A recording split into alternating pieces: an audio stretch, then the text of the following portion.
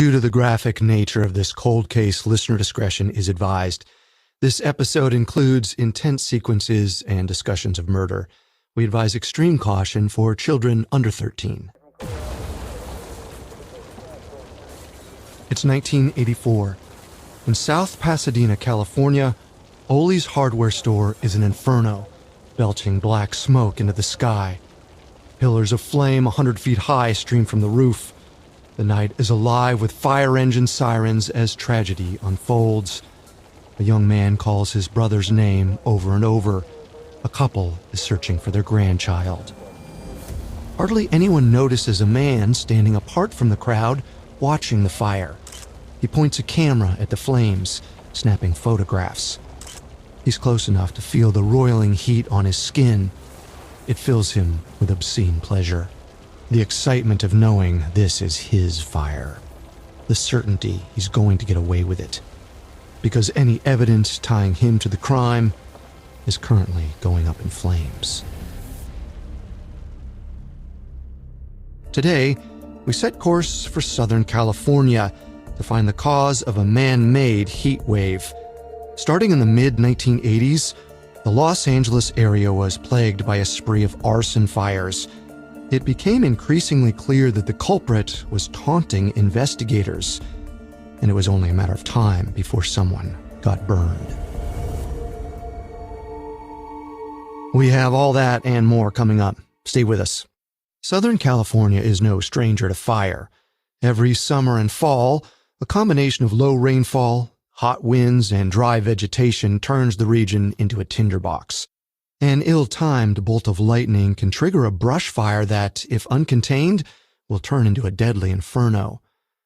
Still, most fires in the region are caused by human activity. That was certainly the case in the mid-1980s, when the area was home to one of the most prolific serial arsonists in modern history. The culprit was known to investigators by many names, but one eventually stuck. This is the story of the Pillow Pyro. Customer assistance on aisle 3, please. It's January 14th, 1987. Mary Dumler is shopping at the Hancock Fabric Store in Fresno, California, 4 hours north of Los Angeles. She's sifting through patterns at the cutting table when she looks up and sees a puff of smoke rising from the corner of the store. Mary tries to get a clerk's attention, but before they can investigate, a fireball erupts out of the smoke. Mary watches, momentarily frozen, as the fire splits and transforms. It leaps from one aisle to the next with impossible speed, racing up the walls to the ceiling. The lights go out. Someone shouts "Fire!" over the intercom. Mary hears screams all around her. Child calls for their mother. Only seconds ago, the store was brightly lit, safe, a haven for shoppers to spend a dull afternoon. Now it's a death trap. Mary Dumler and the other shoppers race for the exit, and the fire chases them. It rolls across the ceiling in a wave of heat, light, and smoke. Acting on instinct, Mary closes the door behind her. She tries to hold it shut, hoping to starve the fire, but it's already grown too powerful to contain. An enormous blast rips through the store, blows out the windows, and throws Mary Dumler toward the parking lot with violent force. She struggles to her feet, dusts herself off, and takes stock of what she's just experienced. The fire spread so quickly, like it had taken on a life of its own. How? The answer lies in the fire triangle. If Smokey Bear ever visited your grade school, you might remember it. It illustrates that every fire needs three things to keep burning: fuel, oxygen, and heat. Hancock Fabrics was practically made of fuel, with its aisles packed with highly flammable fabric, foam bedding, material, glue, and paint. This fuel allowed the fire to build so quickly. As the flames spread, they rapidly devoured all the oxygen in the store. The moment the shoppers opened the front doors to escape, a fresh supply of oxygen rushed in, and the fire rushed out, growing even larger. The fire grew so hot it reached temperatures upwards of 1,500 degrees Fahrenheit. All of this explains why the fire moved the way it did, chasing the customers toward the exits. But the more important question is, how did it start? What was the initial heat source? What ignited the fire in the first place? As it so happens, while Mary Dumler is fleeing the Hancock fabric store, downtown Fresno is teeming with people whose job it is to answer those questions. The city is hosting a seminar for the California Association of Arson Investigators. For 3 days, firefighters, police officers, and federal agents gather to discuss the ins and outs of their trade. One of the attendants is Scott Baker, an investigator from the Central Valley Fire Marshal's office. He's a middle-aged detective with a military background and a stellar reputation. When news of the fire at Hancock Fabrics reaches the conference, Scott and a handful of other investigators gather a makeshift task force and head to the scene. From the moment he arrives, Scott senses that this isn't a typical store fire. The big ones almost always start at night, not during the day while the store is open. Normally, shoppers would notice the flames and put them out before they spread out of control. But for some reason, this fire grew too quickly for anyone to stop it. To figure out what happened, the team looks for the fire's point of origin, the place it started. It's not an easy job. Detectives have to size up crime scenes that are heavily damaged by fire, smoke, and the water used to put the blaze out. Despite these challenges, arson investigators like Scott Baker are skilled at reading the movements of a fire. By examining scorch marks and other damage, they can trace the route the blaze took. The Hancock fabric store is barely standing, but fortunately, Scott has something that gives him a leg up: a witness. He talks to Mary Dumler, who points him to the corner of the store where she saw the first plume of smoke. They check the spot and find a storage bin full of styrofoam pillow stuffing. This is extremely flammable material, the perfect fuel. That explains why the fire got going before anyone had a chance to put it out. But Scott doesn't see anything that could have started the fire. There's no electric wiring, no heater, nothing to explain how it all began. And that worries him. Whatever ignited this fire just so happened to strike at the worst possible spot in the store. It could be an unlucky coincidence, but Scott Baker doesn't believe in coincidences. He believes in cause and effect. He believes in patterns. And to him, this feels like the first spark of something much bigger. Friday, January 15th, is the third and final day of the Arson Investigators Conference. At 10:45 a.m., a fire breaks out inside a Surplus City store in the small town of Tulare, an hour south of Fresno. The flame starts inside a display of sleeping bags. Fortunately, an employee manages to put it out before it can get out of control. But then, 45 minutes later, another fire starts at the nearby Family Bargain Center, this time in a bin of foam pillows. At 2 p.m., more flames spring up in the town of Bakersfield, halfway between Fresno and Los Angeles. At a craft mart, smoke is seen rising from a bin of dry floral arrangements. The manager grabs the fire extinguisher and puts it out before the whole thing goes up in flames. Captain Marvin Casey is at the Bakersfield Fire Department when the call comes over the radio. The other two investigators in his unit are in Fresno at the conference, but Marvin heads straight to the craft mart. He quickly zeroes in on the bin where the fire started. Inside, he spots something unusual: a partially burned up contraption made of a cigarette, matches, and a strip of yellow notebook paper. It's all held together by a rubber band. Marvin is as experienced as they come, with almost 20 years and hundreds of fires under his belt. He knows exactly what he just found. It's a delay incendiary device, a fire-starting tool that takes several minutes to ignite, giving the arsonist plenty of time to drop it off and flee the scene. The device Marvin found is made of common household items, but it's somewhat sophisticated in its design. He immediately thinks that whoever built this thing knew what they were doing.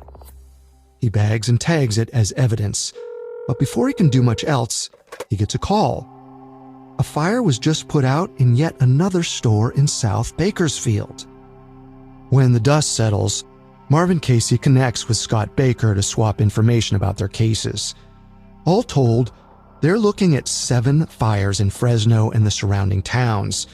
They each occurred in the same 3-day period as the Arson Investigators Conference. Most of the fires started in bins of pillows, cushion stuffing, bedding, or other highly flammable materials. Incendiary devices identical to the one Marvin found at Craft Mart are recovered at several of the scenes. The fires are clearly related, and they already span several towns. This is too big a case for the Bakersfield Fire Department to handle on their own.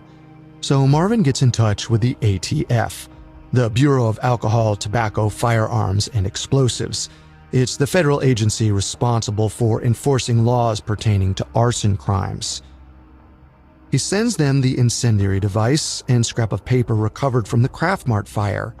Maybe, if they're really lucky, the arsonist left a fingerprint.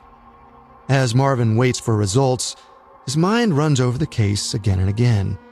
The proximity of the fires, the timing of the conference, the targeting of polyfoam pillows. This arsonist isn't trying to make their fires look natural. They want attention. It's like they're thumbing their nose at the entire community of California fire investigators, saying, "Come get me. I dare you."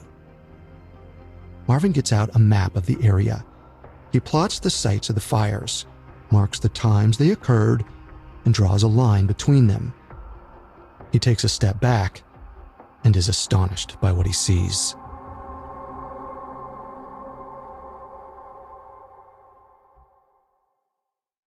When Marvin Casey plots out the locations of the Fresno-Bakersfield fires, they form a straight line down Highway 99. It's clear as day. Whoever set these fires left Fresno on the last morning of the conference and drove south towards Los Angeles, almost as if they were in town just for the conference. Marvin is shaken by this discovery. He already suspects this arsonist knows a thing or two about fires, but now he considers the possibility that they're a firefighter or fire investigator from Los Angeles. Right on the heels of this discovery, Marvin receives some surprising news.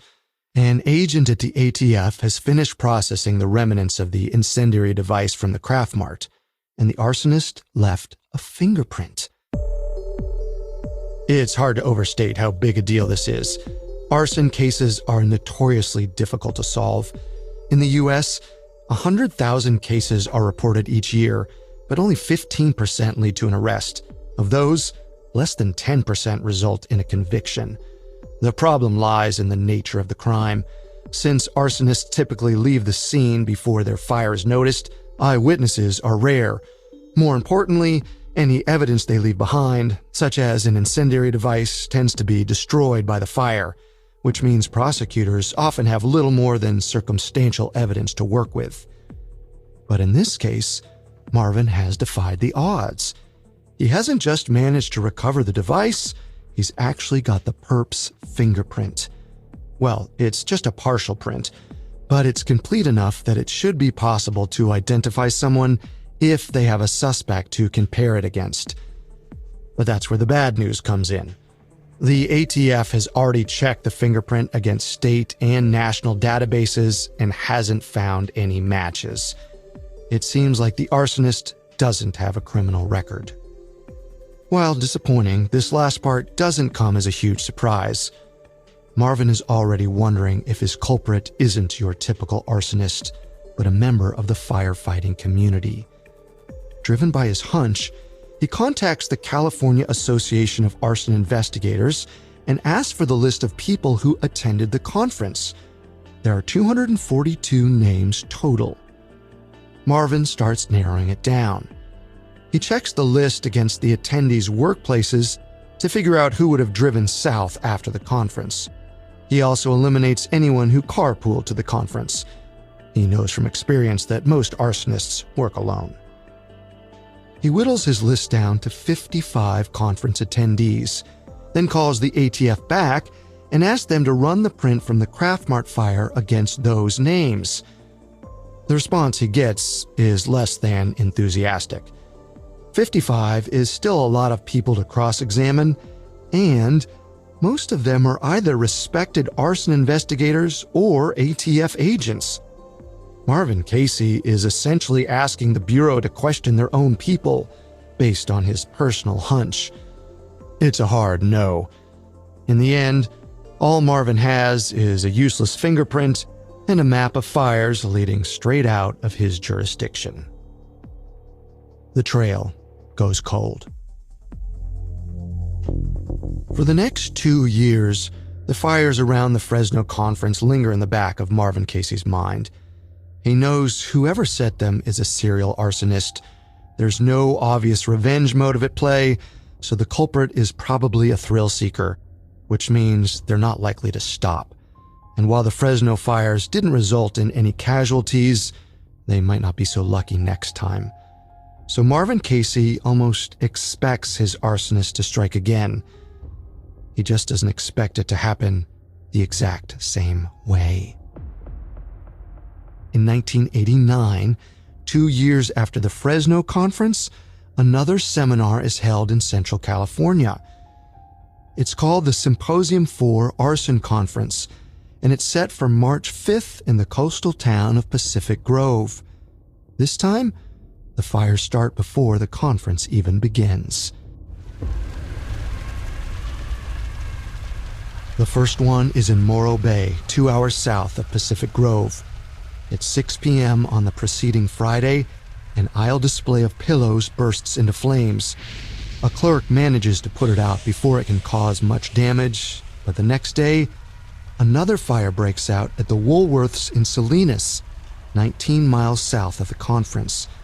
The building takes on extensive smoke and heat damage before it's extinguished. But it's not until after the conference that the spree really picks up. At 9:30 a.m. on March 8th, a fire is reported at a home improvement store in Atascadero. 2 hours later, a variety store in the same town gets hit. At noon, it's a hardware store further down the street. Later that evening, a party supply store in San Luis Obispo catches fire. The people inside narrowly escape before the building burns to the ground. When all is said and done, the spree totals 6 fires, all on their way to and from the conference. Most started in bins of foam pillows or other combustible materials. One incendiary device is recovered. It's almost identical to the one Marvin Casey collected back in '87. And just like in '87, Scott Baker is an attendee at the Pacific Grove Conference. When he learns about the recent spree, he can't ignore the similarities. Scott calls his old pal, Marvin Casey, and asks if he still has that fingerprint on file. Marvin says, "Of course I do." He's excited about the news. The arsonist has struck again at another arson investigators conference. His theory that the culprit is an investigator themselves doesn't seem quite so far-fetched anymore. Marvin asks Scott to get him a list of the Pacific Grove attendees. He compares it to the 55 suspects from the Fresno seminar. This leaves him with 10 possible suspects who attended both conferences. It has to be a bit surreal for Marvin. He's known most of the people on this list for years. Scott Baker was at both conferences, for instance. And sure, Scott tipped him off about the second spree, but this arsonist does seem to want attention. And there are other friends on the list too, like John Orr, a fire investigator from Glendale. He trained Marvin when he was studying for his state certification. Orr was almost a legend amongst California fire investigators, renowned for his ability to spot a fire's point of origin. The idea that Scott Baker, John Orr, or any of the investigators on the list could be responsible for setting 13 fires is almost unthinkable. But Marvin Casey has harbored his suspicions for 2 years. He's not putting them away now. He calls his contact at the ATF and gives them 10 names. This time, they're on board. Probably because investigating 10 of their own people is easier to stomach than 55. But it's also possible that they're feeling the heat after a second disastrous conference. And it helps that the 10 names are all investigators with official public safety jobs, which means the state already has their fingerprints on file. The ATF has the 10 prints analyzed and compared against the one taken from the Craft Mart fire. Marvin Casey waits on pins and needles, eager to find out which of his colleagues is secretly a prolific serial arsonist. Finally, he gets the call. The analysis is negative. None of the people on Marvin's list match the fingerprint from his fire. He's dumbstruck. He was so sure the culprit was at the conferences, but it looks like he was wrong all along. He has no choice but to move on. But Marvin knows this isn't the end, because the culprit is still out there, and it's only a matter of time before they turn up the heat. On March 27, 1991, 5 stores in South Los Angeles catch fire within hours of each other. The worst one is at D&M Yardage on Hawthorne Boulevard. An employee spots the flames rising from a display of polyfoam-backed drapes and attempts to put them out, but they spread so quickly that she's forced to flee, and the fire rages out of control. The entire building is destroyed. The ATF conducts an investigation. Based on their close proximity and timing, they conclude all 5 fires were likely set by the same arsonist. Pretty soon, they make a connection to a larger spree of suspicious Los Angeles fires stretching back to Christmas. Many of these were set with similar incendiary devices made of matches, cigarettes, and a rubber band, and many originated in stacks of pillows or similar polyfoam bedding. The similarities between these cases have been overlooked for months because they occurred in different jurisdictions, but now the ATF is finally putting 2 and 2 together. They create a task force whose sole aim is to catch the arsonist behind these fires. They dub their culprit the Pillow Pyro. Their first step is to examine old fires from all over California to figure out just how expansive this case is. They look for ones that match the pattern. Similar incendiary devices set in bins or displays of polyfoam stuffing inside stores while they're open to the public. They come up with 29 fires they think may have been started by the Pillow Pyro. They're predominantly in the Los Angeles area, but some are all over California. They also stretch back over 10 years and account for millions of dollars of damage. Only a few weeks later, 3 members of the Pillow Pyro task force head north to meet with Captain Marvin Casey of the Bakersfield Fire Department. By this point, the task force has learned about the Pacific Grove arson fires in 1989 and the Fresno fires in '87. More importantly, they've heard that Marvin has a fingerprint. As he fetches the print, Marvin seizes the opportunity to tell the trio about his theory, that the fires were set by a firefighter or arson investigator from LA who attended both conferences. The task force members smile and nod, but don't give Marvin's theory much thought. The ATF already looked at the fingerprints of the 10 people who attended both conferences, and none of them matched the one from the Craft Mart fire. So they thank him, take the print, and head back to LA. They're not expecting much to come of it, not until they have an actual suspect in custody. Remember, the print was already checked against state and national criminal fingerprint databases to no avail. But that was back in 1987. A lot could have changed since then, so just to be safe, they have the print scanned, analyzed, and compared against all fingerprints in the Los Angeles database. And this time, they get a match. When the fingerprint analysis comes back, the ATF agents on the Pillow Pyro task force are shocked to learn that the culprit isn't a criminal offender, but one of their own colleagues. The fingerprint belongs to Captain John Orr of the Glendale Fire Department. I mentioned John Orr earlier.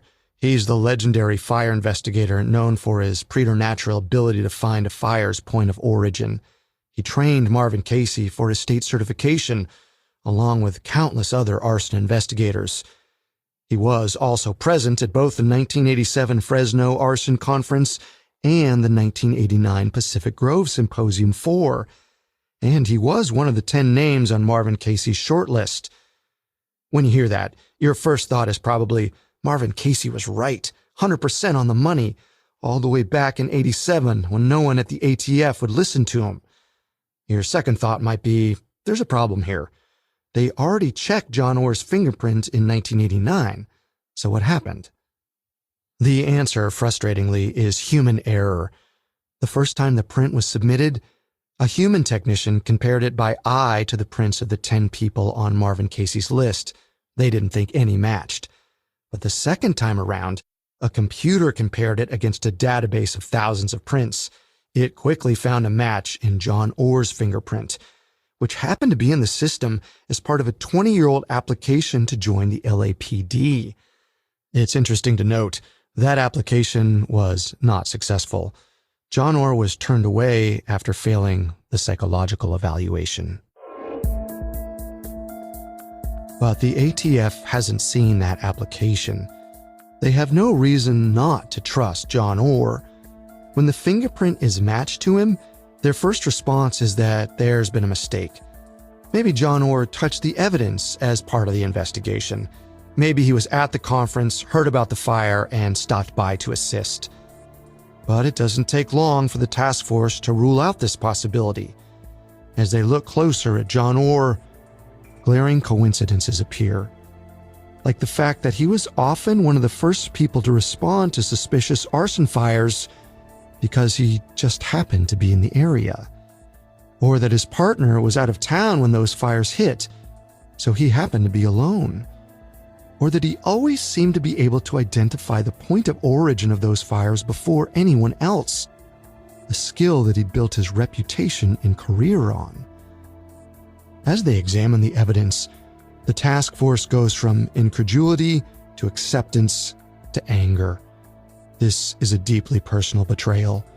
John Orr is one of their own, someone they looked up to and respected, someone they propped up when swapping hero stories around the office, a public servant who swore to protect his community from fires. And all along, he had been the one setting them, not just a handful, but thousands, putting lives in danger and causing millions of dollars of damage.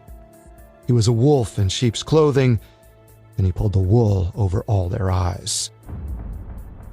The ATF realizes this has massive implications for their investigation. Once word gets out, there's going to be a media storm. Public trust in California firefighters will tank. Their own agency will be a laughingstock for letting Orr get away with it for so long. They can't change any of that, but they can get even by taking down the guy who made them look like fools. But the ATF's case against Orr still has some problems. Sure, they have his fingerprint on a delay incendiary device, but it was found at one fire where little real damage was done. The timing and similarity of the fires makes it pretty obvious he set the others too, but there's no hard proof. It's still possible for him to slip through a prosecutor's fingers. So the Pillow Pyro task force decides to surveil Orr to try to catch him in the act.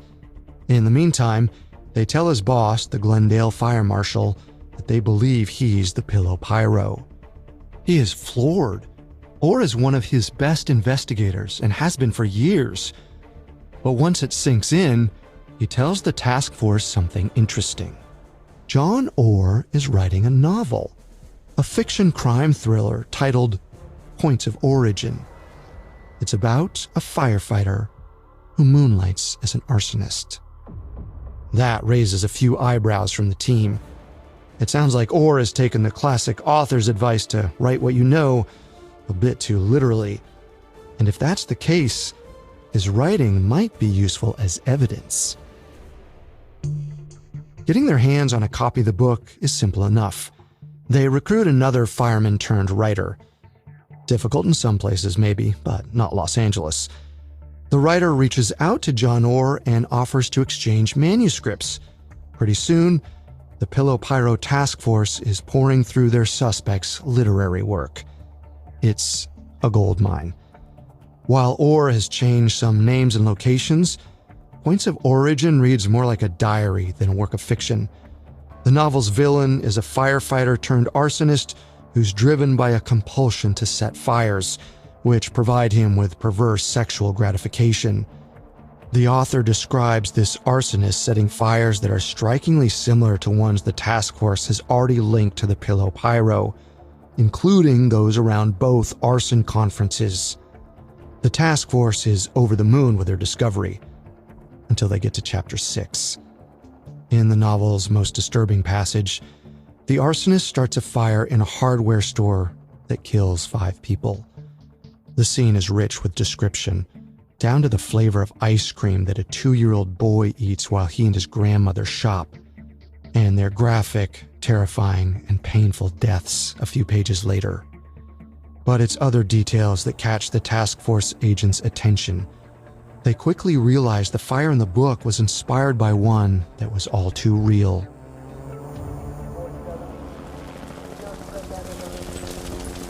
On the evening of October 10th, 1984, there were 3 suspicious fires in Pasadena, not far from John Orr's fire station in Glendale. They all occurred within hours of one another, while the stores were open and full of customers. 2 were put out quickly, but the third, the fire at Ole's hardware store, turned deadly. The fire spread with terrifying speed, catching the employees and shoppers off guard. 4 people were trapped and burned to death inside. A 17-year-old employee named Jimmy Satina, a young mother named Carolyn Krause, and 50-year-old Ada Deal, along with her 2-year-old grandson, Matthew. John Orr was at that fire. While 125 firefighters worked to contain the inferno, he was spotted nearby, taking photographs of the blaze. At the time, no one found his presence unusual. He'd been called to another one of the Pasadena fires earlier in the day, so they assumed he'd heard about this one too and stopped by to lend a hand. He did join in eventually. The next day, once the fire was extinguished, he and other investigators spent hours sifting through the rubble, searching for the fire's point of origin. The search was cut short when the sergeant in charge of the investigation decided the fire was caused by faulty electrical wiring. Orr became furious. He insisted that with 2 other fires started so close the same night, it seemed likely they were a series caused by an arsonist using a delay incendiary device. But the sergeant ignored him. John Orr talked about that fire for years. He never let it go, almost like he took the sergeant's decision as a personal insult. Once they make the connection to the Ole's hardware store fire, everything changes for the task force. Orr has already taken 4 lives and shows no sign of stopping. It's only a matter of time before someone else gets killed. On December 4th, 1991, 42-year-old John Orr is arrested while leaving his house in Glendale.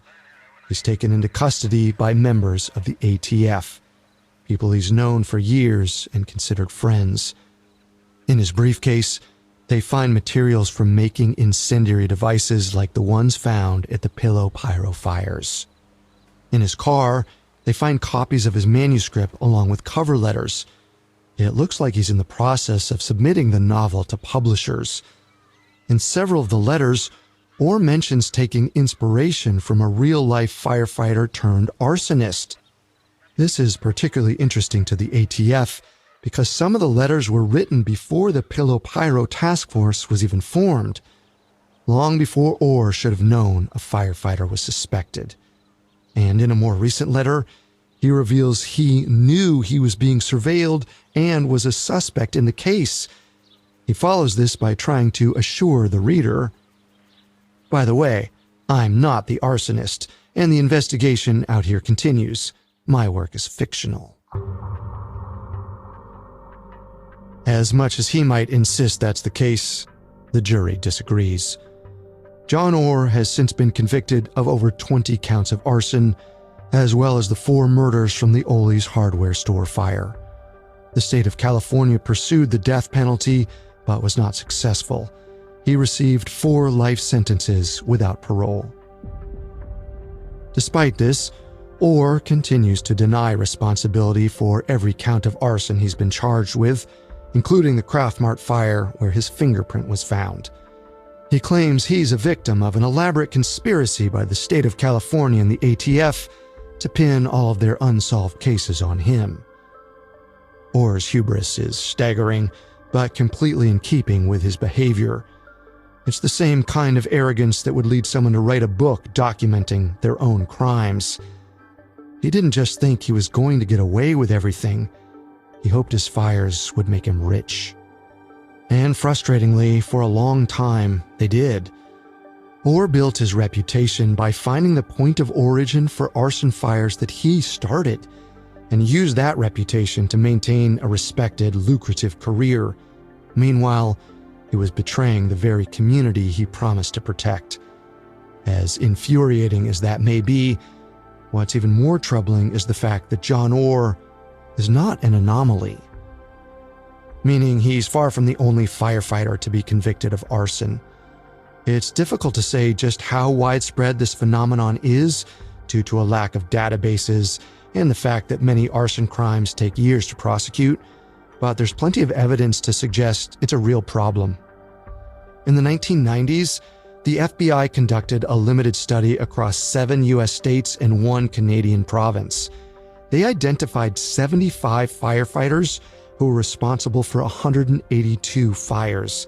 Again, that's just in 7 states, barely a snapshot of the whole country. The motives of these arsonists varied, but the FBI reported excitement and a desire to be seen as a hero as some of the most common drives. Arsonists motivated by sexual gratification, like the villain of Orr's novel, appear to be rare but do exist. Several states have taken steps to curb the problem, including criminal background checks, additional training, and task forces dedicated to catching firefighter arsonists. So far, the results are promising, but many states still don't have these programs.